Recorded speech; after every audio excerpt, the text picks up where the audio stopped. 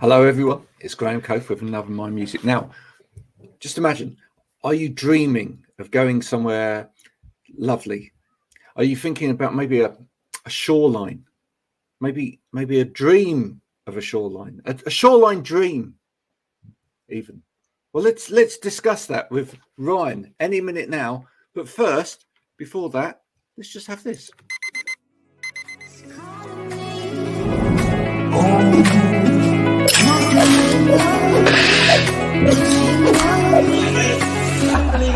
I need to get going, Mel. See you later.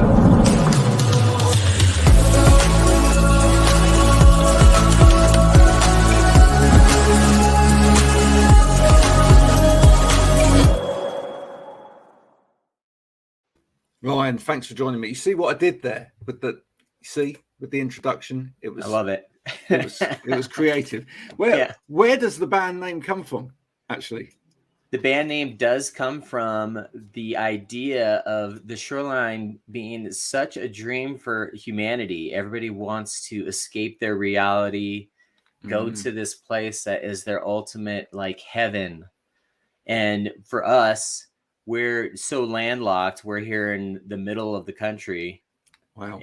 That it is very ironic and plays into this whole idea of just fantasy and just this idea of wanting something more. Do you know what? I completely get that. So I grew up in a place in England, and you can tell me where you're from in a minute, but I grew up in a place in England called Bedfordshire. It's flat. It's landlocked. There's a place called Milton Keynes, not too far from it, which is where concrete cows became famous. They put concrete cows in a field. That was famous for like all of these roundabouts and everything, but there certainly wasn't sea. Right. So I'm similar. Yeah. And I remember as a child, I used to love going to see my grandparents because my grandparents lived miles away, south of London, by the sea, Eastbourne, etc., right on the seafront, and you just walk out the house, go along a few yards, and there was the sea. I now live in the southwest of England, and I'm about 25 minutes from the sea. Oh, there you go. So now you are living the dream. I am now living the dream, but I totally understand what you mean. And if I'm having a bad day, or if I just need it, I just get in the car, go out there, and you just stand and look at the sea. It totally helps. Yeah, totally helps. The way that I handle it is I'm in Denver, Colorado, and the mountains are my sea. So when I need to go and escape, 15 minutes away from my house, I have these epic mountains. There's one in particular called Mount Evans that's just, you can drive to the very top of it, and it's over 14,000 feet up. Wow. And you can just get this crazy view of of nature and of the entire state of Colorado, it seems. And that's my escape. Do you have a soundtrack when you go up there? Is there a soundtrack on the way up that really helps as well?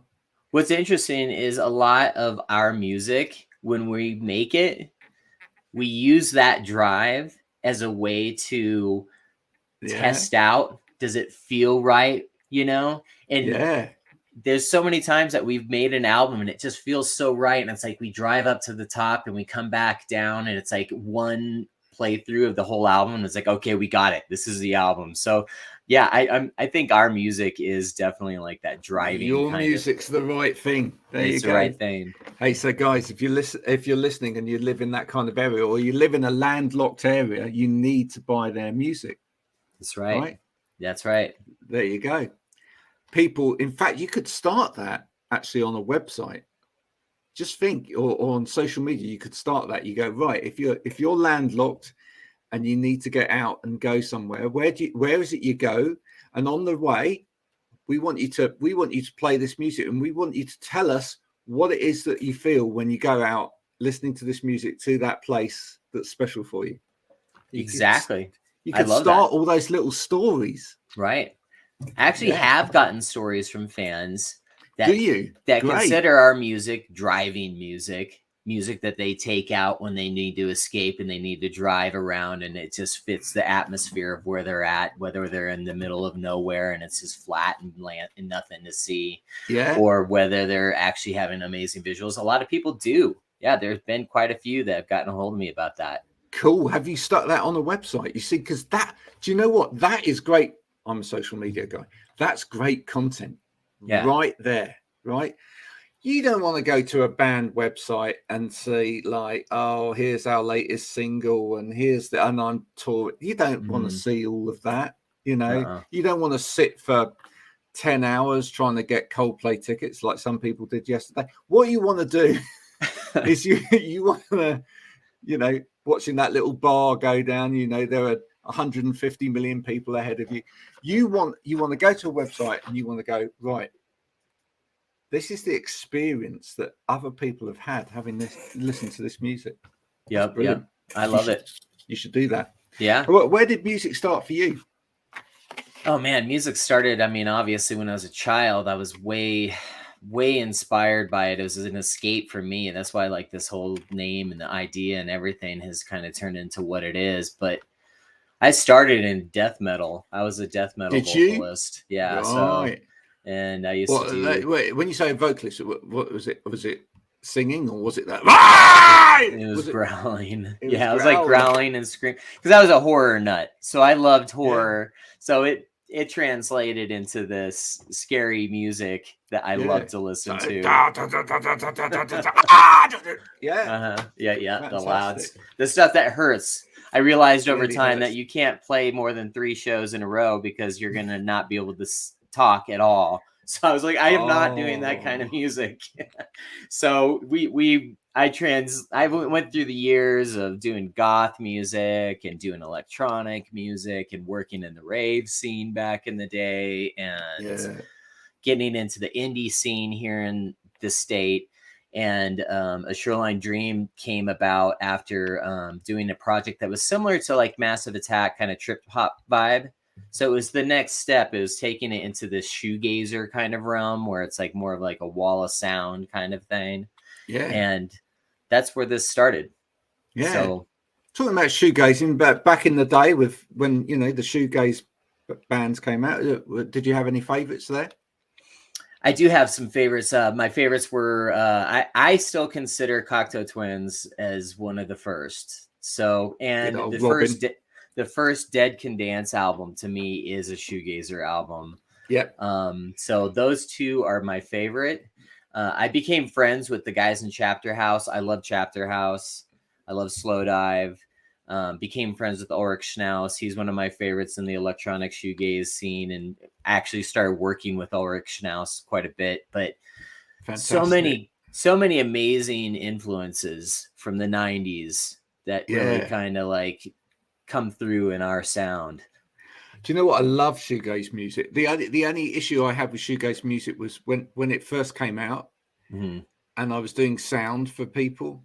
Was you know, going to the concerts, and it was like everybody was like, literally, because that's what it's called, right? Right, that's where the name came from, right? Yeah, that's where it's going. You know, the dance was literally there. I know the most boring show you could ever see was a shoegaze show. Yeah, but you know, I think once people sort of started playing with that as a genre a little bit more and kind of trying to be a little bit more experimental with it. I mean, I used to love Ride, for example, you know, trying to mix it up a little bit and make it and make it into more of a show as well, you know. Right.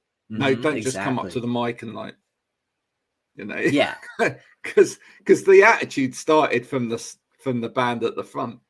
Yeah. Which was fine, you know, but it was like, I mean, it sounds odd, and I guess it was kind of as an antithesis there. It was kind of very anti sort of punk in a way, and anti kind of, you know, traditional sort of flamboyancy and rock and roll and everything else, because it was quite minimalist. But then you think of other types of music, you go and watch, you know, a lot of orchestral music or whatever, and you know, people just sit there and play. Yeah. you know. Right. Yeah, And exactly. People clap politely afterwards. Yeah, it's just like I was born into the entertainment realm and theatrics.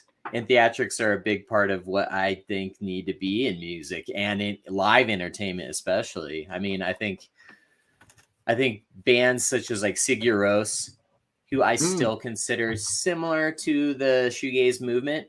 Yeah, a little bit proggy as well. Yeah, right. But they kind of like stepped it up and put a full show together. It had a really cool, amazing visual as far as their video content and how the story was told and how their music was a story and the lighting and everything, that you would sit there and stare at them and you could not get your eyes off of them. You weren't like cheering or anything until the whole show was over. And that kind of stuff really made a big impact for sure. Yeah, absolutely. Talking about lighting, my lighting's completely changed now. You know, I set my lighting right, then the sun comes down, and now I've got this kind of thing going across me. But there you go. Hopefully, I won't completely disappear. You know, I get vaporized. It's something like Jeff Wayne's War of the Worlds happening in the background. It's very moody. It just gives that mood, you know. As soon as I talked about that, that's why the lighting changed. That's what you started it, Ryan. You started it. You've got some great things in the background, actually. Your mise en scène today, as it were, is fantastic. Thanks. Are you into sort of other things as well, like film and other creative arts? Yeah. I make I've been in the horror community quite a bit here in Colorado and in this region of the United States, and I've done a lot of haunted houses. I've done short horror films. I'm really big into art and creating art and working with other artists. I have stuff here like, you know, everything from the cover of the album that's coming up. That's the inspiration up there in the corner. Cool. To a film I made, to a big show that we played at Red Rocks. I was really big in the pinball community. So I've worked in the pinball world for a while as well. So You're a pinball wizard, were you? I'm a pinball wizard. Yes. Yeah. I just I was part of the team that worked such a subtle risk. I was part of the team that worked on the recent John Carpenter Halloween pinball machine that just came out. Really? Yeah. Wow. So I've kind of I do a lot of, this is my life. I'm a freelancer. I'm a subcontractor who creates art and does animation and video and all that kind of stuff. So you're surrounded by creativity every day. And your day is get up and create. Yes, on a exactly. day-to-day basis. That's always an interesting one. As someone that's similar, you know, I have to get up and I have to create content. I have to create stuff every single day. Do you ever get struck by writer's block or creative block at all? Or do you just find, because, you know, for me, I don't actually find that. I just find that there's almost too much. I find it difficult to stop. Which way are you? You know, if I'm working on something, I have to get it done. So I have to find that creative spark every single day, you know? So I will make myself get back into it, whether I have to look at somebody else's art to really get my mind back into that space, or if I just have to leave just for a little while. Like I said, I can just drive up to the mountains real quick and kind of get that spark back. It's tough when you have, you know, when we have this as a career, you have to always be on your game. Always, every single day. Yeah. Right. But do you find, because I do you find that it's a lot of the time it's just finding inspiration in absolutely everything as well? Yeah, for sure. Yeah. If I go over the local supermarket, which is like 5 minutes walk from here, and people think I'm mad talking about this, but I will literally just go over the supermarket for virtually no reason at all. I'll just find a reason to go to the supermarket, right? Because whenever you go somewhere big where there's people, you'll immediately see human behavior, and there will always be an example of human behavior which is weird. And it suddenly you just go, right, do you know what? That's another idea. I've just seen someone, taking the lid off a yogurt in a supermarket and lick it. Why? But do you know what I mean? It doesn't matter what it is or whether it's someone trying to argue with a till, like, trying to argue with a till that's got, is a machine. Yeah. Or having a conversation with a machine, like, you stupid thing. I don't want that. Anything like that is an inspiration to me. I just see that and go, why are you arguing with something which has a limited logic, does not give a toss what you're saying? But it's true. I mean, like, life in general, anything that's happening in life should inspire you. Yeah. I mean, it's definitely the case, because if you're sitting there, you're stagnant, then yeah, you're not going to get inspired by anything. But yeah, seeing a dog run down the street, see a squirrel fighting in the tree with another squirrel. Oh, that's the best. That's hilarious. So it really does boost those artistic brain waves, and you start getting back into it. So yeah, I agree. I totally agree. You have to have some sort of activity around you to get going again. Now let's talk about the sound, especially on this album, okay? Because I asked Shona actually to send me the whole album earlier, because initially on the press pack there was like just the single, but I said no, I want to hear the whole album, because I wanted to hear everything that's going on. Just talk about the technical side of things for a minute, because how much of this music is made sound wise or sonically? How much of it's made in terms of the instrumentation being played live to recording, or how much is done in the mix? Right. Yeah. How much is done within the computer? So the songs always begin outside of the computer, because that's basically where the inspiration always kind of takes shape, and I don't have to think about the technical limitations of anything. So songs always start either with guitar and bass. I would say about this album has a lot more of electronic vibe to it than a lot of our other albums. We've had albums that had no electronics to them, no keyboards, no nothing like that. This one definitely has a lot of keyboards.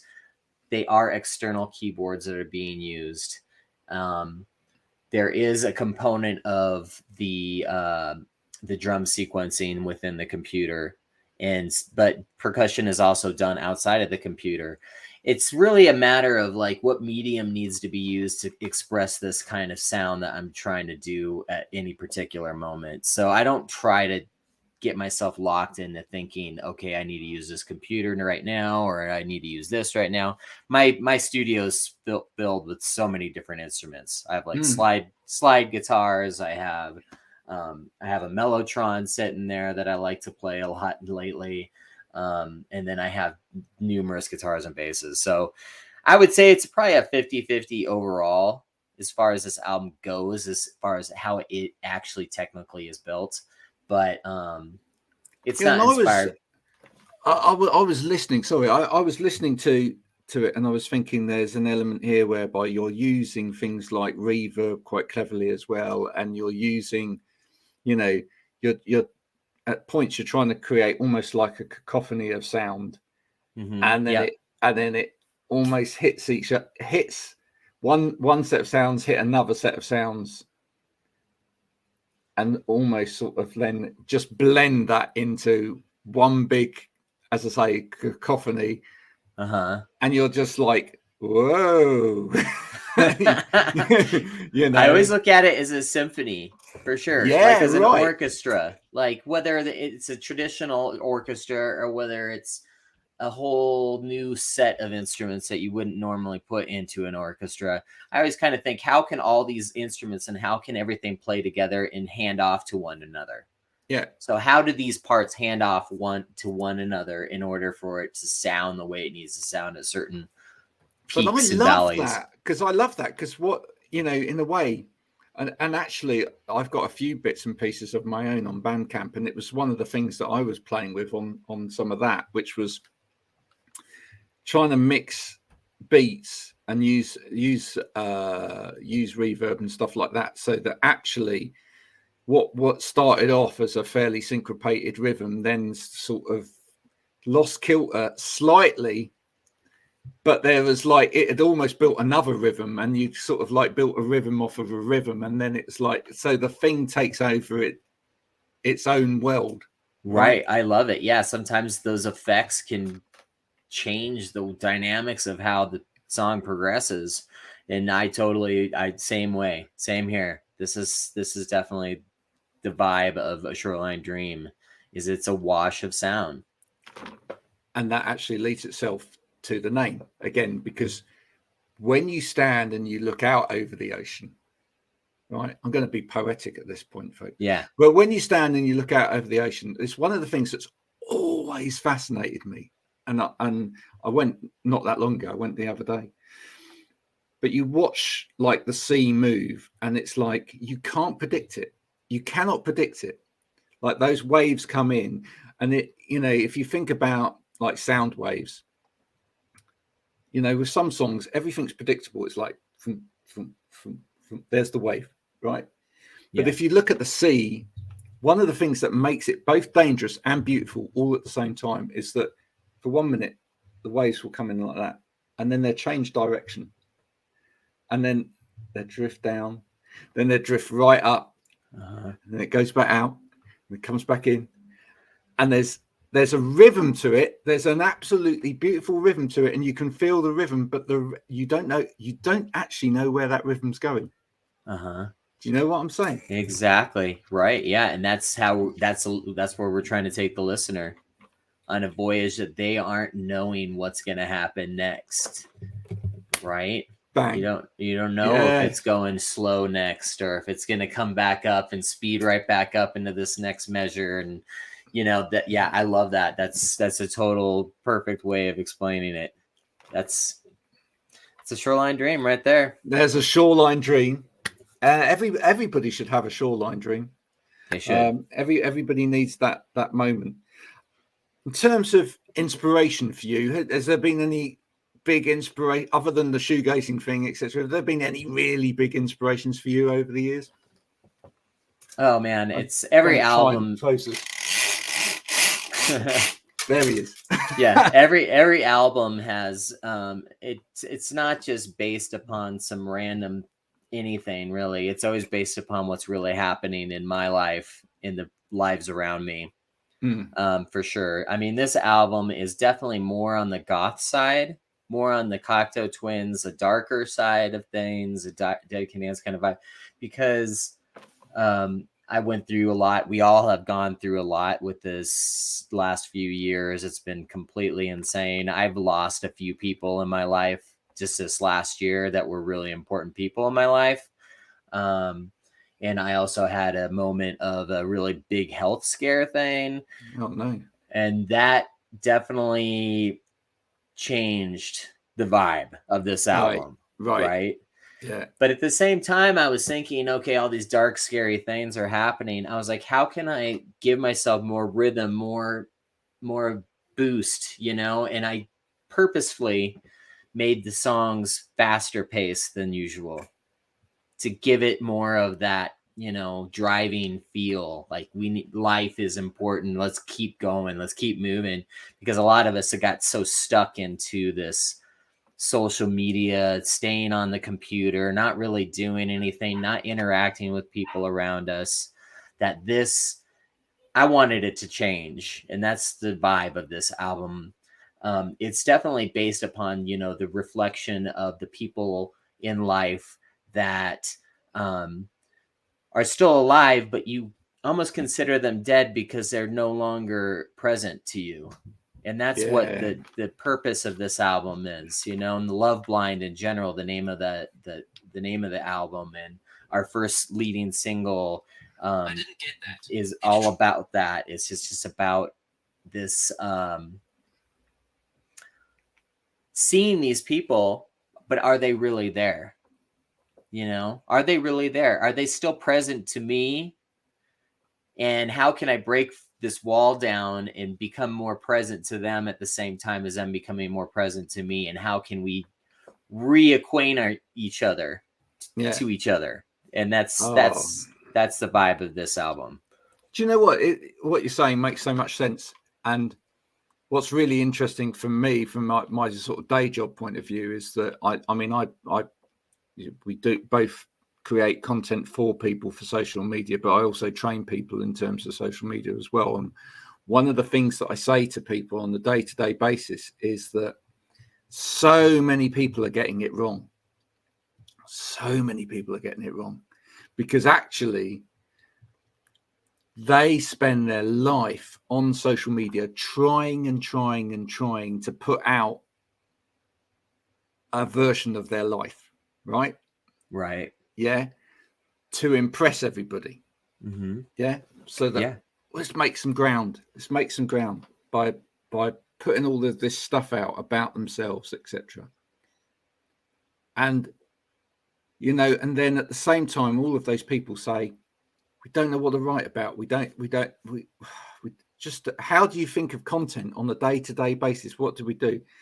And I try and get people to turn that around and go, actually, it's not about content. It's about what I call activity. It's about being active.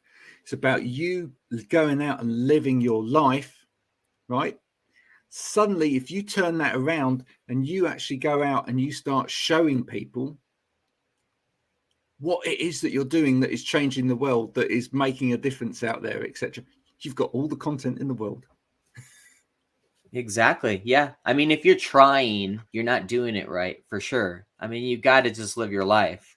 And I think everybody feels like, I think everybody just got into this thing where they feel like they have to get famous on social media. Like everybody. It's like this time period is about like everybody wanting to get as much people behind what they're doing as they can.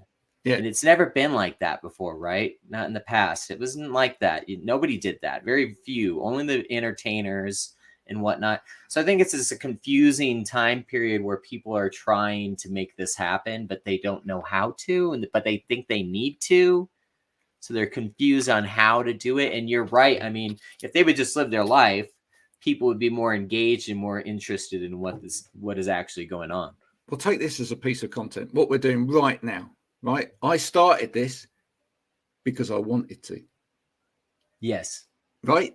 Yeah. So I started it because I wanted to, and I went, do you know what? So I like the idea of turning the whole thing on its table and go, right, because I was in a signed band when I was younger, because I've always been involved in music, because I used to do sound for people and, all of this stuff, right? I've always been a music fan and played music and whatever. I want to make a piece of content which is a proper interview program with musicians where we actually talk about proper stuff. I'm not going to ask you what's your favorite biscuit. I'm not going to ask you, what color do you like to wear, and all of this stuff, which has no relevance to anything. I want to have a two-way conversation, right, about music stuff. So let's start this. Let's put it out there and just make it as a piece of content, right? And this has grown really well, right? But the reason it's grown really well is because I'm making it because I want to make it as a piece of content, and I'm just enjoying doing it. Yeah, your motivation is not there. It's not this thing that's like somewhere else. That's like almost what have I've got to produce this. I've got to go and talk to Ryan now. Right. You know exactly. what I mean? But that's the trouble. If that's where people's motivation is, right, in life, if people's motivation is, I've got to do this bit of work, I've got to go and do the social media thing, because it's never going to resonate with anybody, because the reason you're doing it sucks. Sorry. Yeah, folks. I think instinctually we just have that. We know when something is genuine and when something's not genuine. Yeah. You can just feel it. Even if you don't know it consciously, it's just within us to know if something is actually a genuine thing, or if it's just like a post because I want to try to get a bunch of likes right now. Yeah. Yeah. So it's crazy. True. So I mean, true. Yeah, so I think that that definitely played a big part. And I had this situation, which a lot of people probably always have, where I had all of my social media deleted this year. Oh, And it wasn't my fault. Somebody hacked my site, and Meta went in and completely removed everything of mine and never responded to anything that I said to them. And it really put me in this crazy mindset, like, oh my gosh, all this stuff I've done over the years. but what did I just lose? But at the same time, you can continue the story. But at the same time, Ryan, after you got over the initial shock and everything else, and it was dreadful and all of that, was it quite liberating? Oh, for sure. Totally. Yeah. It was great. I was like, oh my gosh, I'm free of all this I've actually got my life back. I can be a human. I don't have to worry about that stuff. So yeah, for like a month, I didn't even get on it. I was just like, this is amazing. I don't even have to worry about this at all. This is crazy. I love it. And yeah, I mean, it was an interesting breakthrough for me personally. Yeah. And that came like 2 months before the album was completed. So it took the last part of the album into a different kind of realm. It was called I'm Free. That part of the album has got brackets. I'm free from Facebook. Yeah, I can get off the computer. This is amazing. I love it. I don't have to swipe tonight. There's a great title for the song. I don't have to swipe tonight. Oh my God, I can see you two or something, dude, doing that. We're going to write. I'll tell you what, Ryan, let's write it and send it to them. Yeah, or at least send it to the guys in South Park. Yeah. Because that's where I live. I live next to these guys. Oh well, we should do that. We should definitely do that, because that would be right there. Listen, it's a question I ask everybody, and I'm going to ask it of you because I know you're going to have a great answer for me with this. And it is this is one of those questions where it is more of a traditional jock type question, but I ask it with sincerity. Okay, that's the difference. Which is, if you could work with one person, dead or alive, who would it be? If I could work with one person, I would definitely say I would work with Carl Sagan. Why? And the reason why is because he has such an open idea to life itself and how things work and how to perceive the world and the universe around us. And to me, the universe is the most important thing, not what's happening just here on Earth. And I would love to be a part of that whole,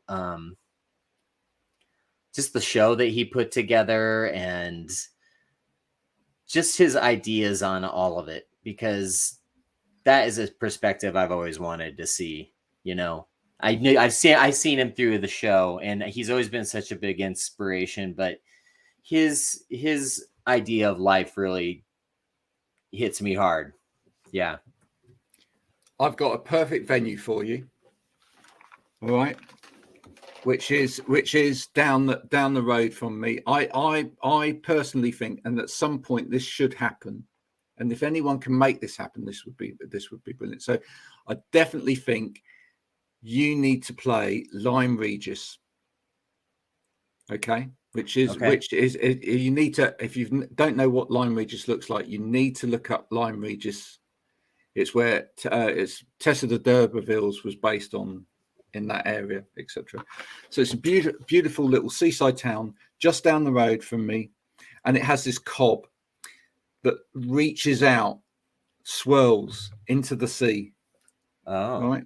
Yeah. Okay. Like this big wall that goes out into the sea. So I think we should get Ryan and his band playing on top of the cob as it goes out into the sea.